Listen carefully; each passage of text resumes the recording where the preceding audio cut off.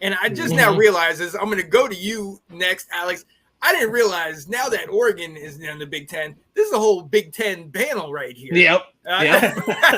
Except for you want to come join us? Come on. I mean, we're coming. We're coming. You know that. I want to come back. But look, I'm gonna go to you. Your game. You guys got the dub, 30-10. It wasn't as the score says it was a little farther away than it was. It was a late pick six by Will Johnson that definitely helped to seal the deal. But talk to me about it. First game without JJ, first game without Harbaugh and McCorum, the national championship defense. What are your thoughts, man? Were you satisfied with that, or it's a dub?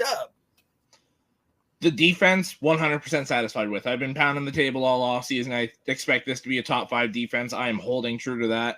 I think this defense is elite at all 3 levels. Nate, sorry we had to take Jayshawn Barham, but thank you so much for him. You're getting the dog in. That's all I'm going to say. You're getting the dog. Oh, yeah. I realized that after playing you guys last year, and I was just like, man, if we could get a guy like that, and then he came, I was just like, I was so excited for that. Yep. Him and Ernest Hausman, so good defensively at that linebacker spot. They can do everything you need them to do.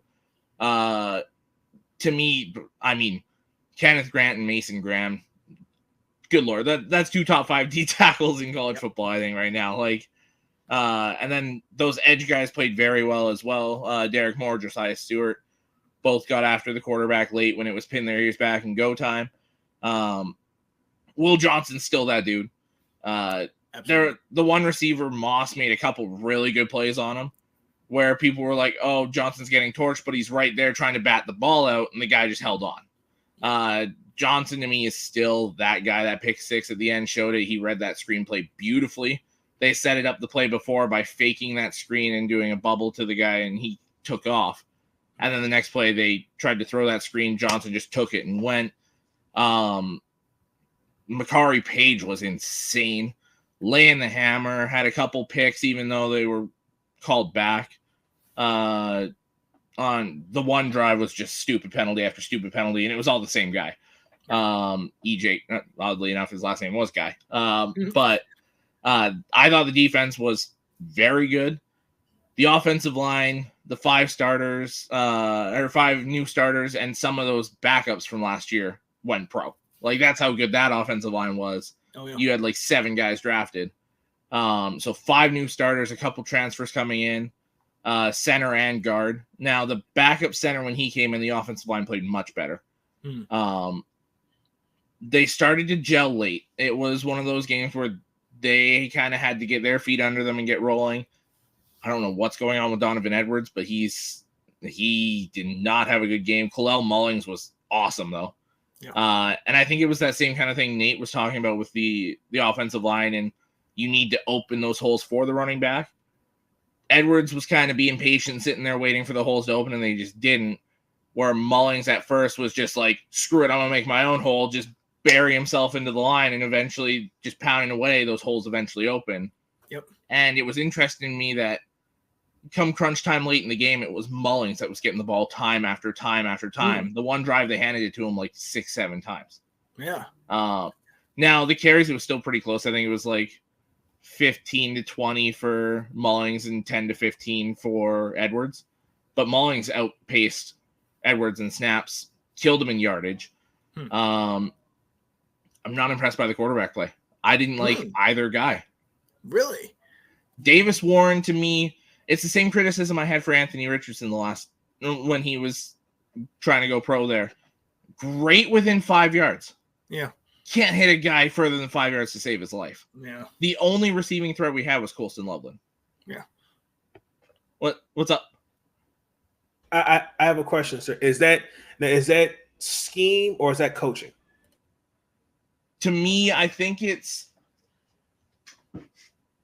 I don't know. That's a good question, because they were sitting back single high safety. They were daring us to throw the ball. They loaded the box. I mean, we still ran the ball decently well. Fair. But it was just they were daring us to throw, and the only guy making plays was Colston Loveland. There were a couple where we had guys get open decent routes. Ronnie Bell's little brother, actually, if you remember him from a few years ago, his little brother's starting now. It had some beautiful routes, but they'd throw him the ball and it would hit him in the chest. Like, it was just, the receivers did not play well. Samaj Morgan, when he got open and they tried to get the ball to him, did pretty well. Tyler Morris was solid on the like 1 or 2 touches he had, but Warren, I think, threw like 5, 6, 7 deep balls, didn't connect on a single one. I think he threw an interception on the one. It was very underthrown, probably by about 5 yards. Like, it was awful. Where JJ, he wouldn't throw the ball deep often, but when he did, it was right on the money, or it was where nobody could get it. Where these throws just weren't good, and then you threw Alex Orji in, and him running the ball, I really liked. Those read options, he took a long time making those reads, like did it perfectly. But then he had one where it was one of those RPOs, and he kind of rolled out and was supposed to throw to the flat, dumped it 5 yards in front of the guy that was 10 yards away, like basically threw it straight in the dirt. Yeah. So it was just like, to me, I was kind of sitting here like, can we either start the true freshman Jaden Davis, who's balled out in camp as well, but the plan is they're redshirting him. Like, that's been set in stone. They're not playing him. Or I'm kind of sitting there like, once he can get healthy, can we throw Jack Tuttle in there, the 7th-year guy? At Indiana, yeah. I like him a lot. I mean, he's got the experience, obviously 7 years. Well. But to me, he's kind of a good mix of what both these guys can do. Yeah. Where Tuttle's that good, accurate thrower, but he can move now. Like, obviously, when he came to Indiana, he was slow, like 4.90 or like 5.0 40. 5.0, right? Now he's down to like a 4.5, 4.6. Like, he's gotten exponentially faster, so nice. He can move a little bit. So, to me, I wish we had another week before Texas, but I think it's a great challenge as well.